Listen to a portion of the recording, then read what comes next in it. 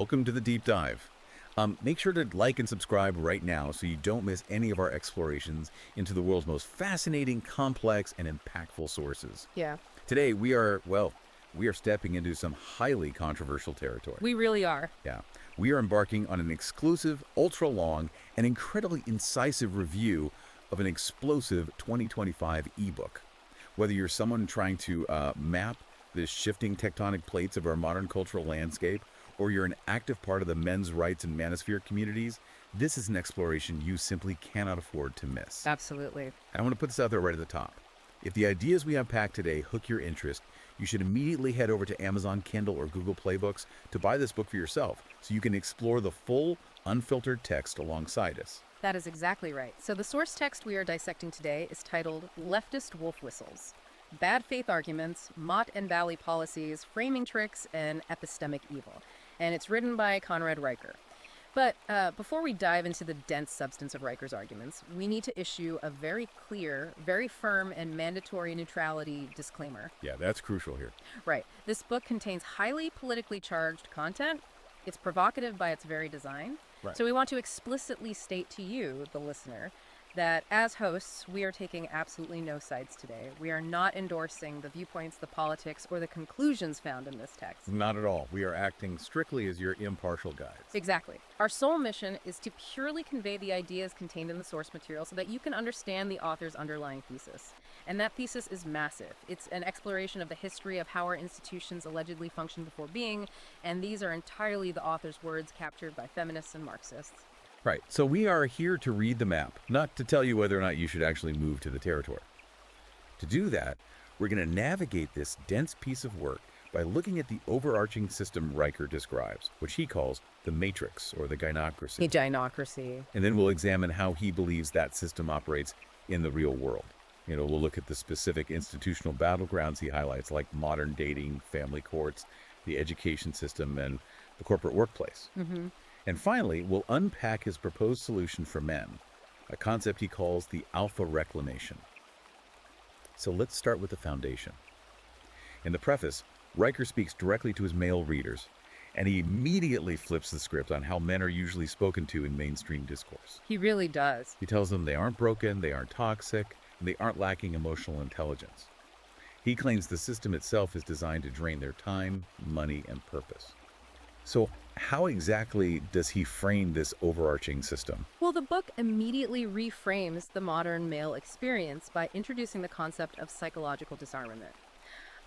Riker argues that for decades, the mainstream narrative, whether you are looking at modern therapy, the education system, or media representation, has largely suggested that men are inherently flawed. Right, like they need to be fixed. Exactly. The prevailing idea is that traditional masculinity is something to be fixed or cured, and that men need to adapt to a standard that is much more emotionally vulnerable and communicative.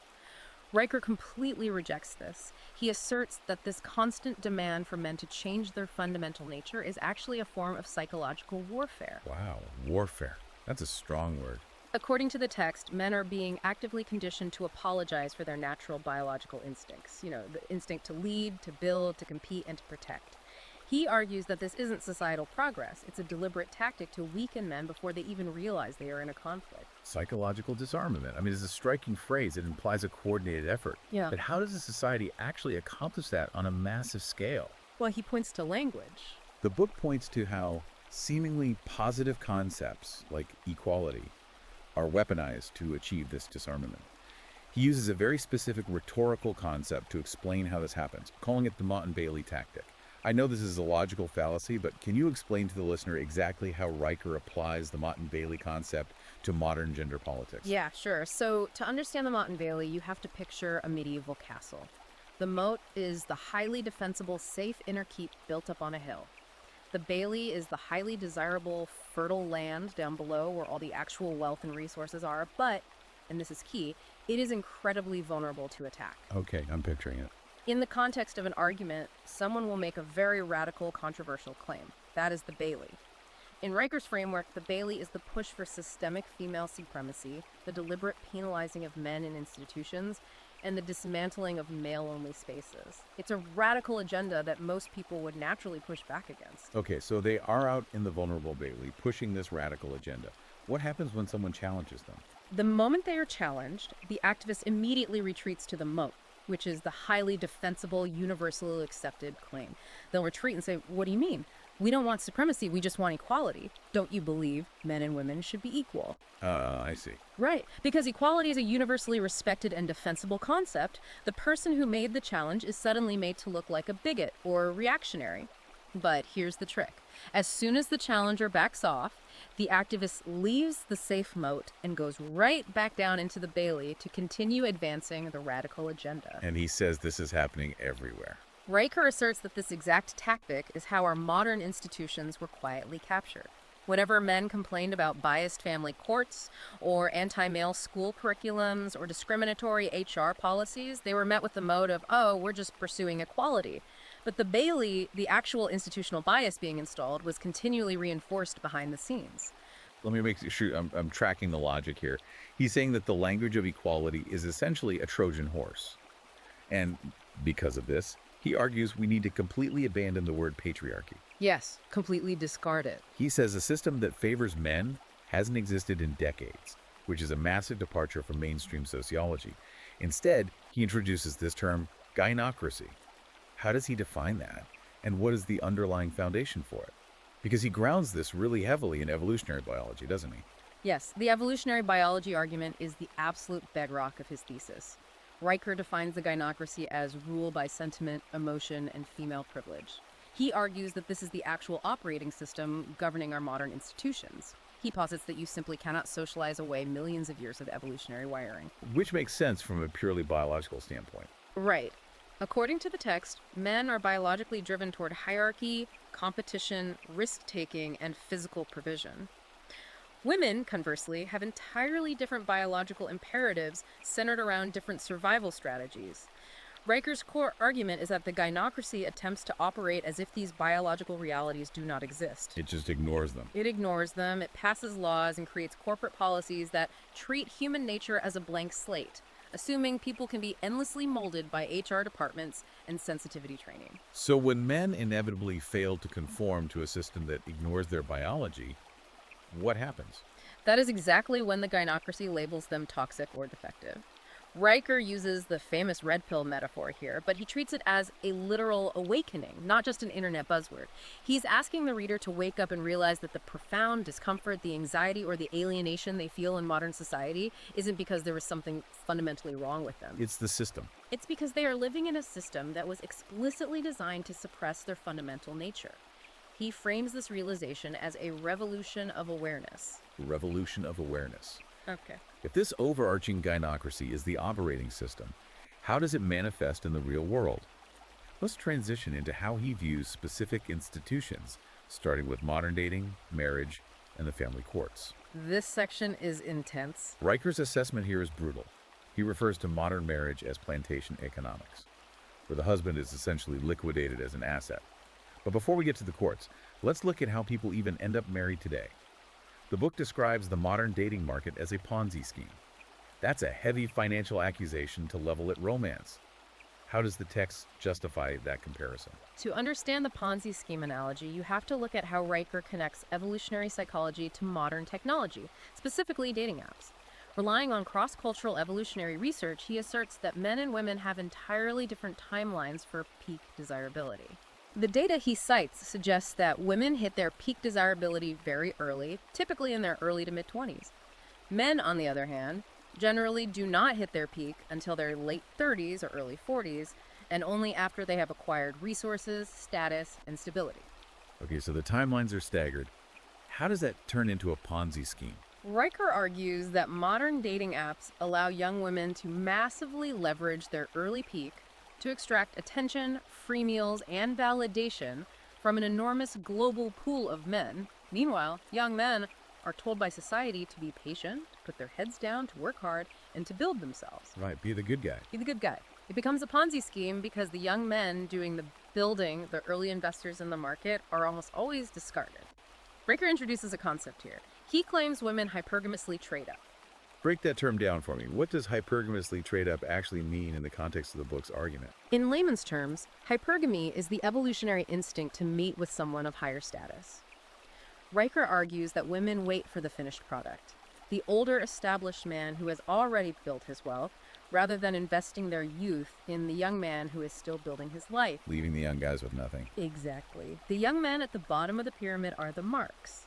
They are investing time, money, and emotional energy into a dating system that offers them zero guarantee of a return on their investment.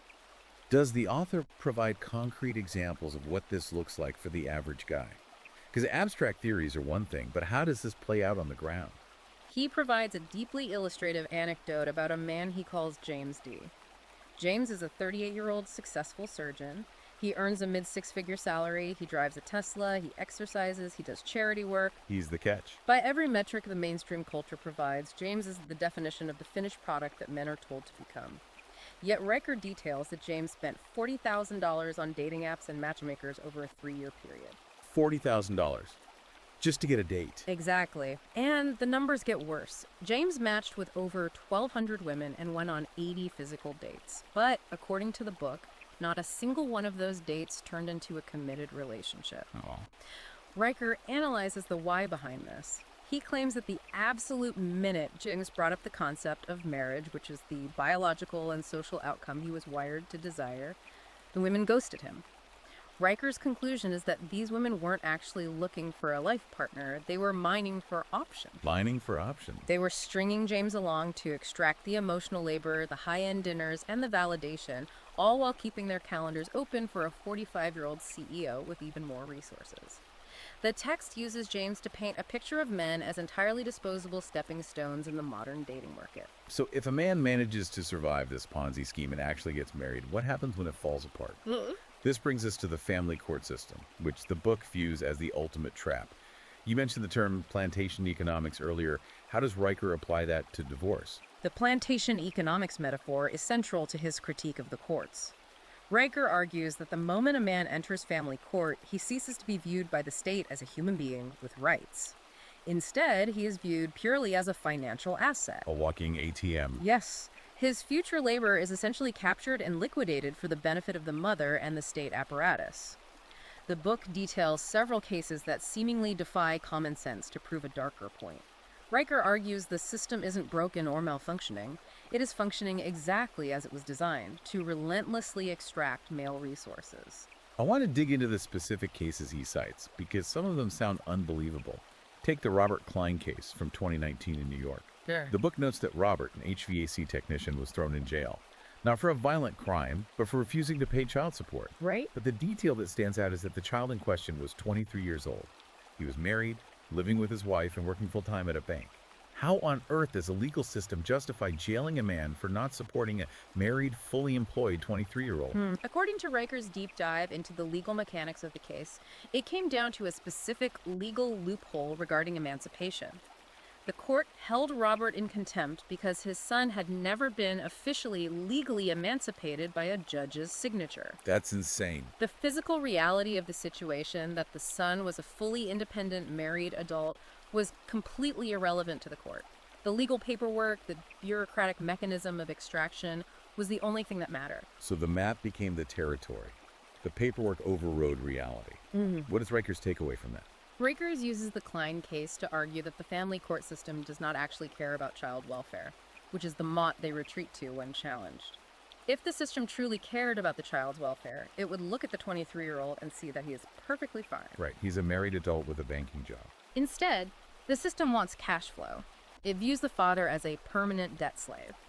The book quotes Robert Klein as saying, "I guess I'm supposed to support him until he dies." Riker presents this not as an anomaly, but as a form of state-sanctioned extortion designed to punish the male. State-sanctioned extortion.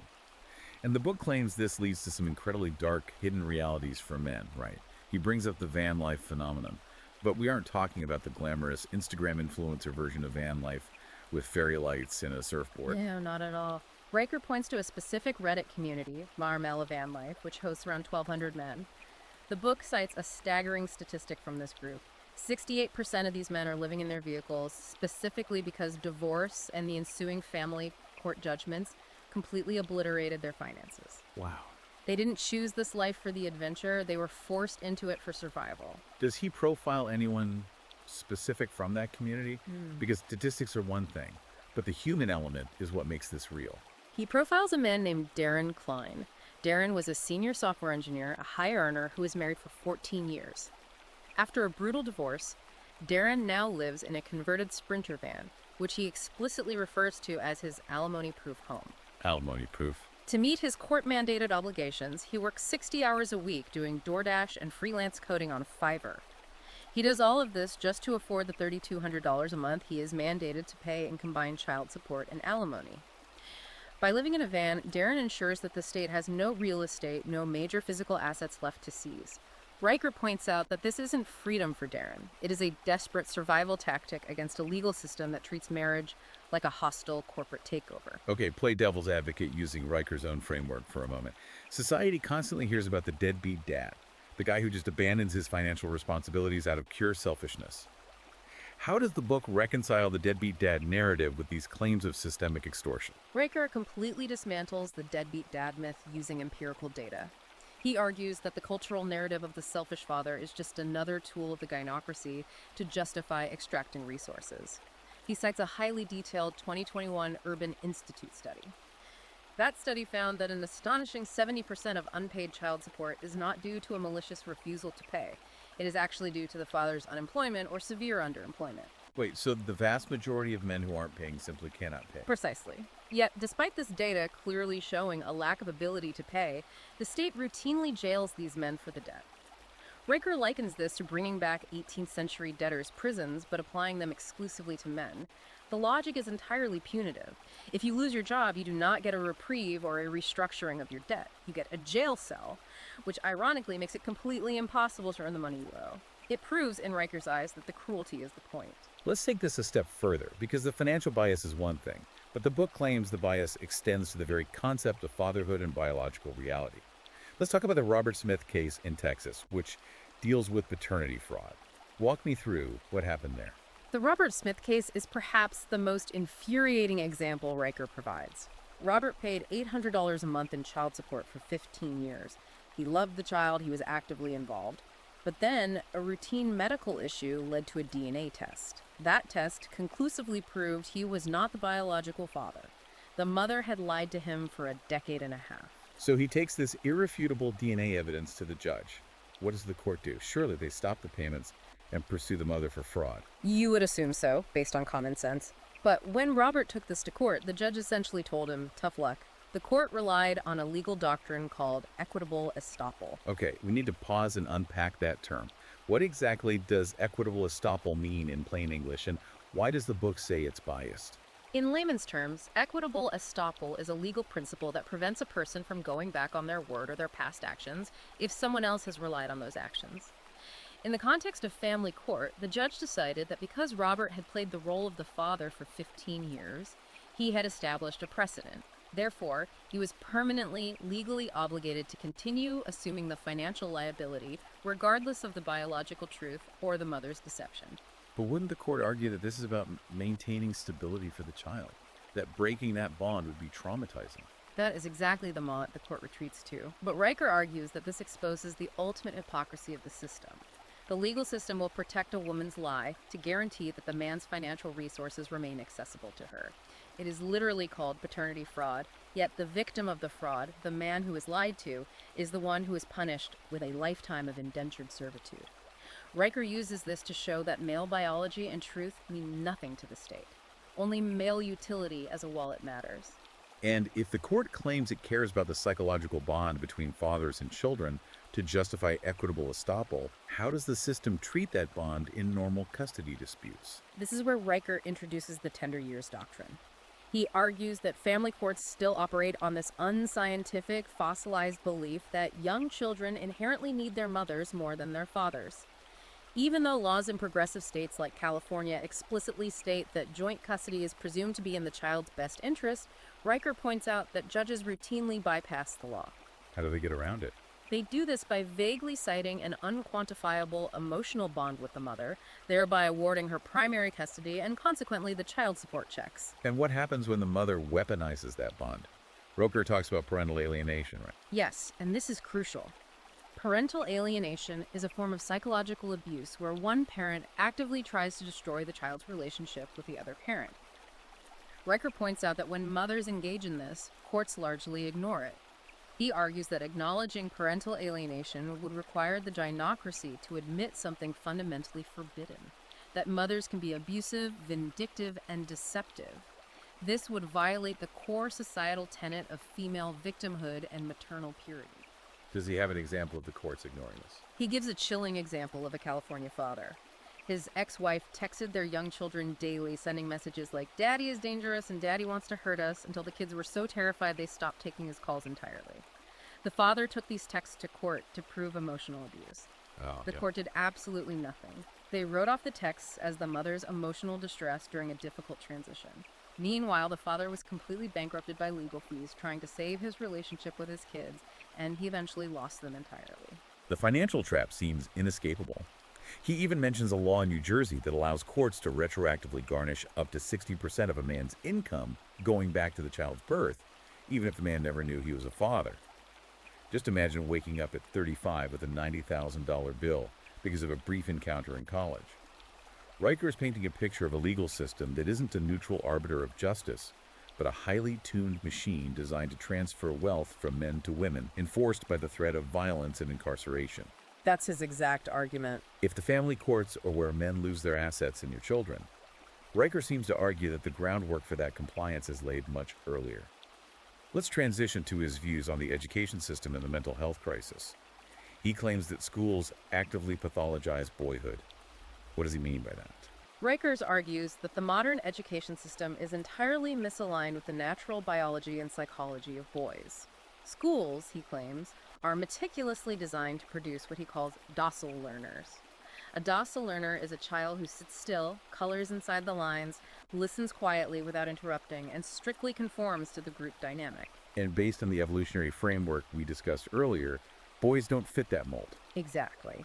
The problem, according to Riker's premise, is that boys are not naturally docile. They are biologically wired to be energetic, to explore their environment physically, to compete with one another, and to constantly challenge boundaries. But instead of accommodating this natural energy, perhaps with more recess, hands-on learning, or competitive structures, the system views this energy as a disease. It's treated as a pathology. Natural male energy is swiftly diagnosed as ADHD and medicated away.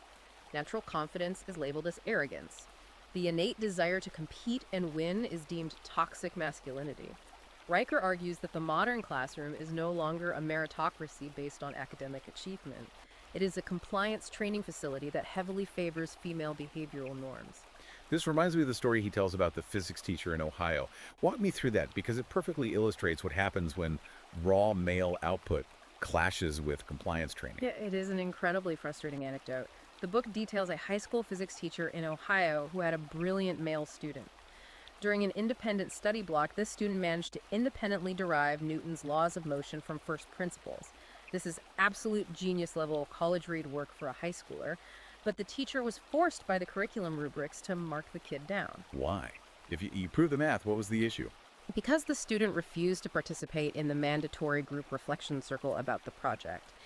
His actual brilliant, solitary output mattered less to the grading system than his refusal to engage in an emotional, collaborative, highly socialized exercise. Riker uses this specific example to show how intellectual excellence in boys is actively suppressed and penalized if it doesn't conform to feminized collective behavioral standards. It seems like that's just a byproduct of a bad rubric, though. Does Riker think this is an active ideological conditioning process? He absolutely does, and he claims it starts incredibly early and can be overtly hostile. He points to school districts across the country that are rolling out mandatory male privilege modules for young students. He cites a specific curriculum utilized in Seattle where young, elementary-aged boys were instructed to write apology letters to the girls in their class simply for taking up space. Wait, they weren't apologizing for bullying or bad behavior, just for existing. Just for existing as boys. Riker argues the message is systematically implanted from kindergarten. Female identity is inherently oppressed and therefore automatically virtuous, while male identity is inherently oppressive and therefore requires constant apology, self-diminishment, and atonement. What happens when a society takes that to its absolute logical extreme? For that, Riker points to Sweden. Sweden went full tilt into a nationwide gender-neutral education experiment in their preschools. They banned gendered language entirely. Teachers were forbidden from saying boys or girls, referring to everyone only as friends, or using a newly invented gender-neutral pronoun. They removed all toy guns, all competitive games, and praised only genderless expression. And what was the result of trying to engineer gender out of children? According to the data Riker cites, it was a disaster for the boys. Boys' literacy scores in those specific schools plummeted by 18% in just a 5-year window. Riker's commentary on this is sharp. He writes, "When nature fights back, ideology loses. You can't raise warriors on lullabies and then wonder why they won't fight." That's quite a quote. And the macro results of this system across the West are chilling. He cites statistics showing that women now earn 58% of all college degrees, while men make up only 43% of college graduates. The education system isn't just failing boys by accident. Riker argues it is leaving them behind by design. If the schools are breaking boys down, how does that manifest when they become adults? This leads directly into what Riker calls the feminist double bind. I know he spends all of Chapter 6 on this. Can you explain what a double bind is and how he applies it to men's mental health? A double bind is a psychological concept where a person is given two conflicting demands, making success or obedience impossible. Whatever choice you make, you are punished. Society, Riker argues, places men in a lethal double bind. On one hand, society demands that men be killers for the state when necessary. They are expected to fight the wars, to do the grueling, dangerous jobs that keep the lights on, and to be the stoic heroes who run into burning buildings when a crisis hits.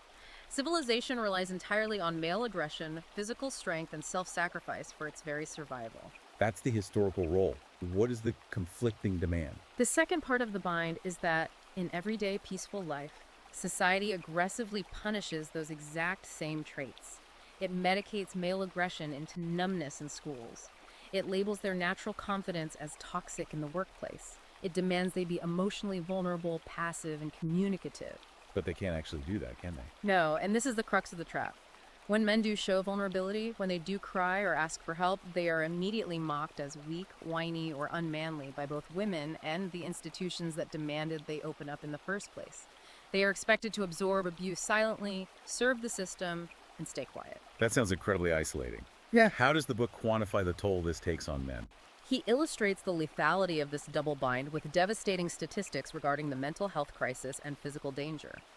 Society operates on the narrative that men hold all the systemic privilege, but Riker points out that the empirical reality of male suffering completely contradicts this. He cites that the male suicide rate is 3.6 times higher than the female rate.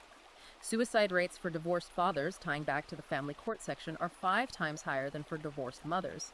Men hold 93% of the most dangerous jobs in America. We're talking about coal mining, high-rise roofing, commercial fishing, combat roles. Consequently, men account for 97% of all workplace fatalities. Men are quite literally dying to keep civilization running. So how does the system respond to these crises? Do the resources match the mortality rates? That is the most damning part of his argument. Despite these overwhelming, undeniable crises of male death and despair, Riker notes that 90% of federal mental health grants are directed specifically toward women and girls. He labels this systemic warfare. The overarching system extracts male labor and male life to build and maintain the infrastructure, but outright refuses to allocate resources to heal the trauma it inflicts upon them. He argues it is a completely disposable view of male life. Let me see if I can anticipate the author's logic here. Why would the system ignore the data? Is it just malice or is it structural? Riker believes it is structural necessity. He argues the gynocracy only values men for their utility as resources to be taxed or protectors to be deployed. Once a man ceases to be useful, or once he is injured and needs help himself, he becomes invisible. Furthermore, the overarching narrative of female victimhood is the central pillar of the gynocracy's power. If the institutions were to acknowledge the male suicide crisis or the workplace fatality disparity, it would require dismantling the foundational myth of universal male privilege. They cannot allow the data on male suffering to disrupt the narrative of female oppression, so the suffering is simply ignored. Okay, we've seen how Riker views the destruction of men in marriage and in the schools. So let's look at the men who survive all of that and enter the workforce. Let's transition to the corporate world, what he calls the corporate woke coup, and the phenomenon of the beta uprising. The book argues that the corporate boardroom is no longer about profit or meritocracy. If it isn't about making money, what is it about? According to chapters 14 through 17, the corporate world has been entirely captured by what Riker terms the diversity industrial complex. This is a vast, interconnected network of HR enforcers, diversity consultants, and compliance officers whose entire existence relies on policing speech and behavior rather than driving actual revenue or building better products. So power has shifted from the engineers and the salesmen to the HR department. Exactly. Riker posits that real power in the modern corporation has shifted away from the executives driving profit and into the hands of those who police ideological purity.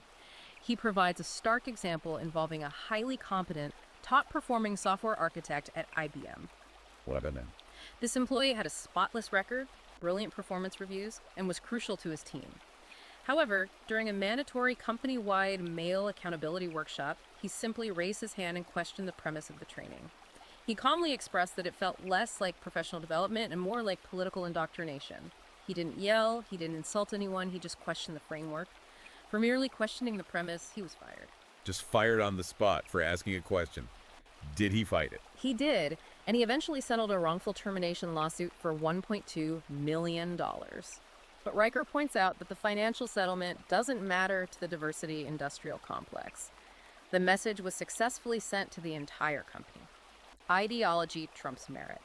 You can be the absolute best at your job, you can generate millions in revenue, but if you do not submit to the dogma, you will be purged. And the book details how these internal enforcement mechanisms work, right? It's not just random firings. There are organized structures. Look at what he says happened at Uber. The Uber example is fascinating. Riker writes that Uber, in an attempt to appease public pressure, created an internal culture squad. This squad was given unprecedented authority to investigate senior executives for any perceived cultural infractions. But here's the catch. The squad was made up entirely of non-managers, and it was overwhelmingly composed of women and minorities. What did this culture squad actually accomplish? In a single year, they launched formal investigations into 17 senior executives. All 17 of the executives investigated were men. 0 women or minorities were investigated. Riker calls this a kangaroo court with a predetermined target list. He uses this to illustrate an environment where men are forced to walk on eggshells, constantly aware that one misinterpreted comment, one joke, or one anonymous accusation can end their entire career with absolutely no due process. But here's where the book takes a really sharp, almost psychological turn. It would be easy for Riker to just blame women or feminist activists for this corporate culture, but he doesn't. He actually aims a massive amount of his venom at other men, specifically male feminists and corporate allies. He calls this the beta uprising. What is the psychology behind the beta uprising? This is a crucial, defining part of Riker's analysis. He asks a fundamental question. How did a system so hostile to men gain such absolute control over male-dominated spaces like tech and corporate boardrooms? His answer is that weak men, whom he categorizes evolutionarily as betas, actively facilitated the hostile takeover. Why would men help build a system that ultimately harms men? Riker argues that these men are acutely aware that they cannot compete with alpha men on the traditional grounds of physical strength, raw competence, charisma, or leadership. Because they cannot win the traditional game, they attempt a different strategy to gain social status and female attention. They adopt and ruthlessly enforce feminist ideology. To what end? Well, Riker calls them the immune system of female supremacy. They attack other men from within the organization to prove their loyalty to the gynocracy. Their psychological motivation is the belief that by loudly denouncing toxic masculinity and signaling their virtue, they will be rewarded with sex, romance, and respect from women. Okay, play devil's advocate again. If these beta men are doing this to get a romantic return on investment, does it actually work? Because Riker leans heavily on data. What does the data say about the male feminist strategy? Riker argues they are completely deluding themselves, and he pulls out a devastating 2022 Stanford study to prove it. This study looked at the social and romantic outcomes of men who loudly identify as allies. The study found that men who publicly denounce masculinity are 3.2 times more likely to get social invitations from female-dominated circles. So they get invited to the brunches, the book clubs, the HR mixers. Yeah. They get proximity. Yes, they gain immense social proximity. But, and this is the massive, undeniable but that destroys their strategy, the study found they see a 0% increase in sexual intimacy with those women. None. Statistically 0. Riker says they are essentially acting as the pet intellectuals of the sorority house. They are kept around for validation and labor, but they are still sleeping alone. The anecdotes he uses to illustrate this are brutal. He tells the story of a guy he calls Chad the Conchu. Correct. Tell me about Chad. The book describes Chad at a house party. Chad spends his entire evening smugly lecturing a room full of people about proper pronoun usage in the patriarchy, desperately trying to impress a specific woman in the group. He is performing the ultimate beta ally routine. But 5 minutes later, Riker notes, the woman Chad was trying to impress is seen texting the bouncer of a local club. A quiet, heavily tattooed, muscular guy who hadn't spoken a single word of politics all night. She leaves the party with the bouncer. What is Riker's evolutionary analysis of that interaction? Riker's analysis is that women do not actually reward public moralizing, or what he calls beta values. Evolutionarily, they reward quiet confidence, physical presence, and competence. They are biologically attracted to the man who is indifferent to the ideological rules, not the neurotic man who enforces them. He also mentions a Reddit moderator, you beta savior 23. That story is just sad. It is. This moderator ran a massive men's rights forum, but he ran it specifically to ban anyone who actually supported men. He thought he was being a revolutionary feminist ally, shielding women from toxic masculinity on the internet. He threw a birthday party for himself and invited all the women from his supposed ideological circle that he had been protecting. Did anyone show up? Not a single woman showed up. The only people who came were his mom, his roommate, and a teaching assistant who was just dropping by to pick up a book. It perfectly illustrates the zero return on investment for the beta male. So, if we apply this back to the corporate world, if women aren't actually attracted to these male allies and they don't respect them, why do they keep them around in HR departments and diversity committees? Why give them power? Riker introduces a brilliant distinction here. He argues that women want beta labor, not beta values. In the corporate environment, the gynocracy needs its ideological rules enforced. But women, generally speaking, do not want to do the dirty, highly confrontational, aggressive work of policing speech and firing people themselves. It goes against their desire for social harmony. So they utilize the desperate beta males to do the aggressive moral policing for them. The betas are the attack dogs. Exactly. The betas act as virtue shields. When the inevitable backlash comes against these oppressive anti-merit policies, when lawsuits are filed or the company loses millions, it's the beta male HR manager who takes the hit and gets fired. Meanwhile, the overarching structure of the gynocracy remains completely intact and shielded from blame. Riker concludes that these betas trade their dignity and betray their own gender for crumbs of attention, and ultimately, they learn they are just as disposable as any other man in the system. Wow. It is a bleak, ruthless, incredibly cynical view of both corporate dynamics and intersexual relations. If we accept the author's premise, the system is rigged from top to bottom. The dating market is a Ponzi scheme, the courts will bankrupt you, the schools will drug you, and your male coworkers will sell you out for a pat on the head from HR. So where does that leave the listener? If the game is entirely rigged, why play? That's the million-dollar question. This brings us to the climax of the book, Section 5, the solution. Riker calls it the alpha reclamation. His message to men is very simple and incredibly radical. He says, stop asking for permission. Stop begging the system for fairness because the system is designed to exploit you. You have to start building entirely outside of it. How does he categorize the men who are actually doing this? Riker introduces a concept that serves as the foundation for his solution, the sovereignty gap. He argues that there is an accelerating, unbridgeable divide between two types of men in the modern world. On one side, you have the creators. These are men who build tangible value, who own their own labor, who operate outside of corporate structures, and who lead without asking anyone for approval. On the other side, you have the compliers. Men who follow the rules, who seek validation from the system, who wait for promotions that will never come, and who ultimately get discarded. And his argument is that being a complier is no longer a viable survival strategy. Precisely. Riker argues that the era of the complier is dead. You can no longer work hard, keep your head down in a corporate job, be a good citizen, and expect a fair shake in return. The system will bleed you dry. The only path forward for a man to retain his dignity, his sanity, and his resources is to cross the sovereignty gap and become a creator. He must learn to operate completely outside the ideological constraints and the jurisdictional reach of the gynocracy. He provides some truly incredible examples of men living this permissionless life. Let's talk about Cody Reeder. This guy is the ultimate creator in Riker's eyes. What did he do? Cody Reeder is a fascinating case study in bypassing gatekeepers. He is a guy who built a working nuclear fusion reactor in his backyard in Utah. A nuclear reactor in his backyard. Did he have a massive university grant? No. He didn't have a PhD. He didn't get grants from a university diversity committee. He didn't ask a board of ethics for approval. He just used YouTube tutorials, sourced the parts himself, and built it. Now, because he documented the process, he has a massive YouTube channel, makes six figures independently, and speaks at major energy conferences. Riker uses Cody to prove a point. Cody didn't ask the gatekeepers if he was allowed to be a genius, he just produced the results. The system couldn't stop him because he didn't rely on it. Then there is the West Texas welder.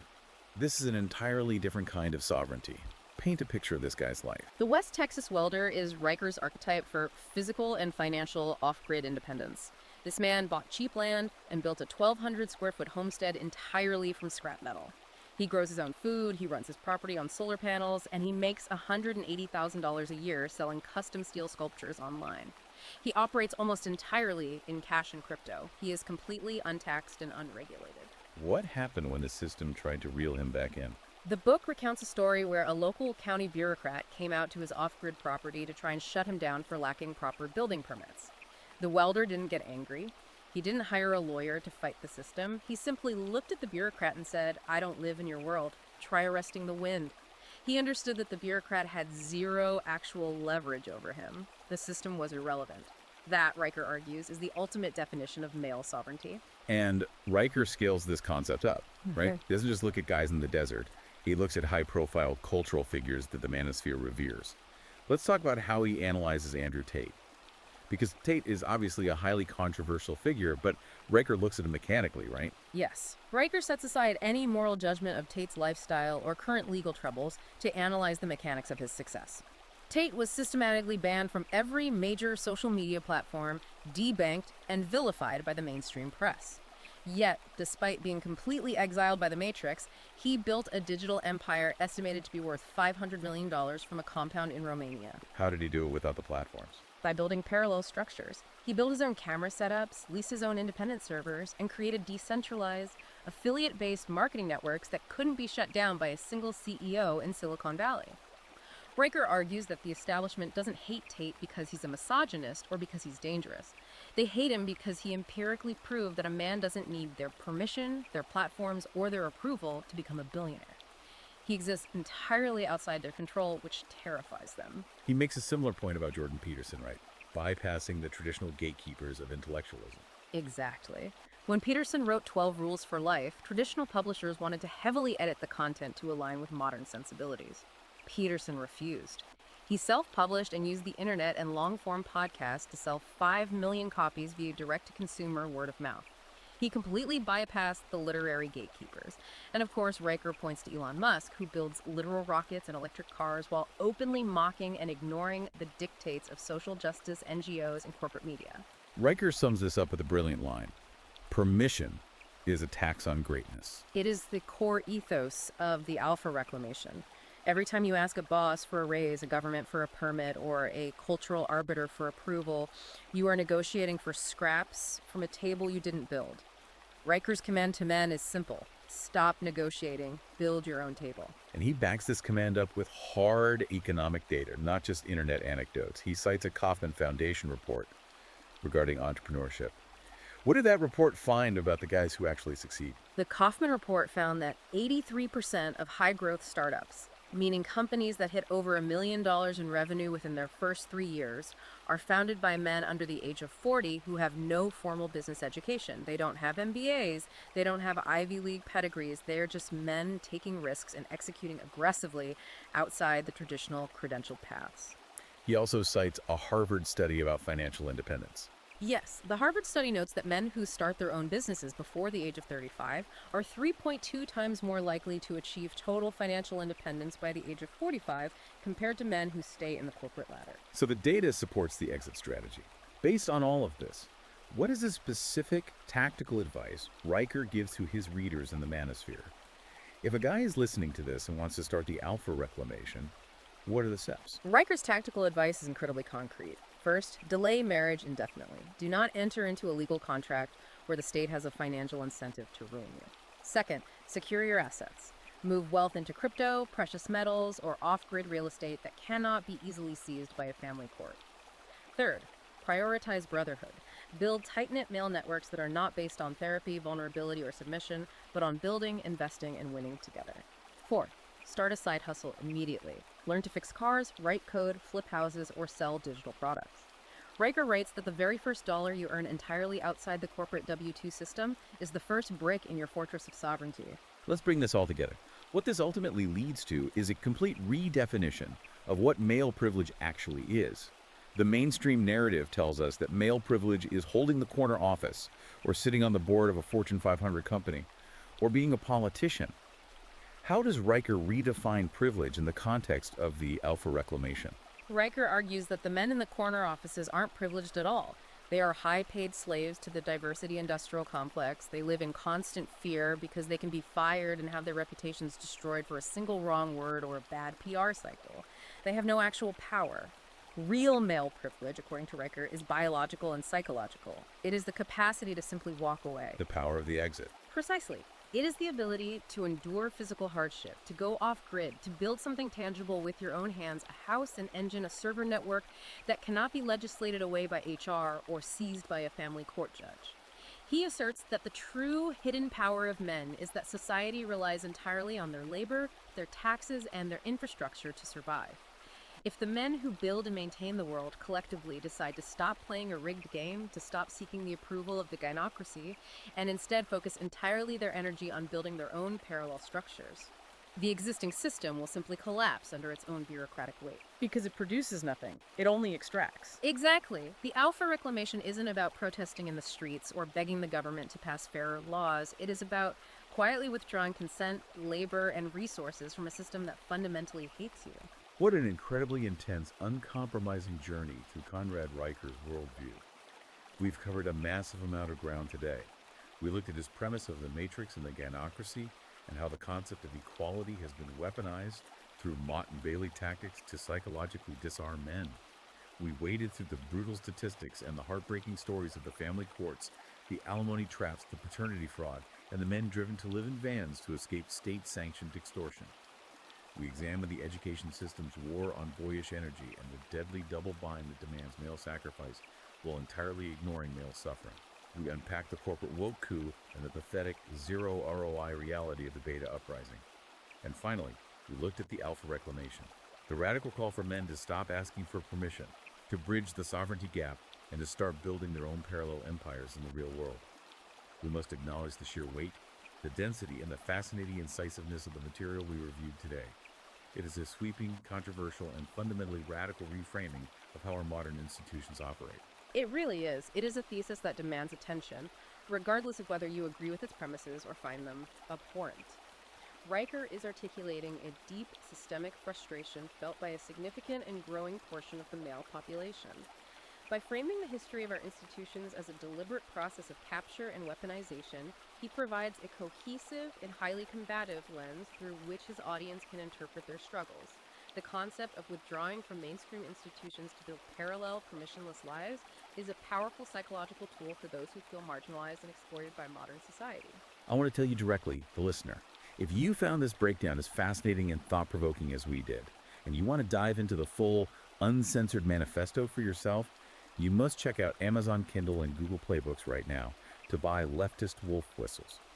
You truly need to read the source text to grasp the full intensity and the granular detail of his arguments. Furthermore, if you want to follow the author for his ongoing uncensored content, you need to subscribe to his Substack at conradriker.com. You can also find him on Twitter at @ConradRiker and on YouTube at @ConradRiker. Do not miss his continuing work. And please remember to like and subscribe to The Deep Dive right now so we can keep bringing you these incredibly detailed explorations of the world's most fascinating and impactful sources. As we conclude, let's connect everything we've discussed back to the broader implications of Riker's manifesto. He is urging a mass exodus of competent, driven men from the foundational institutions of society. This raises a critical, existential question about the future of our civilization. Exactly. I want to leave you with a final provocative thought to mull over on your own. If this sovereignty gap continues to widen, and if millions of the most driven, capable men actually heed Riker's call, if they completely opt out of mainstream corporate America, abandon the traditional education system, and refuse to participate in the institution of marriage in order to build their own parallel, off-grid empires, what does the mainstream society they leave behind actually look like 50 years from now? Can a civilization sustain itself when its builders decide they no longer wish to participate? think about that. Thank you for taking this deep dive with us.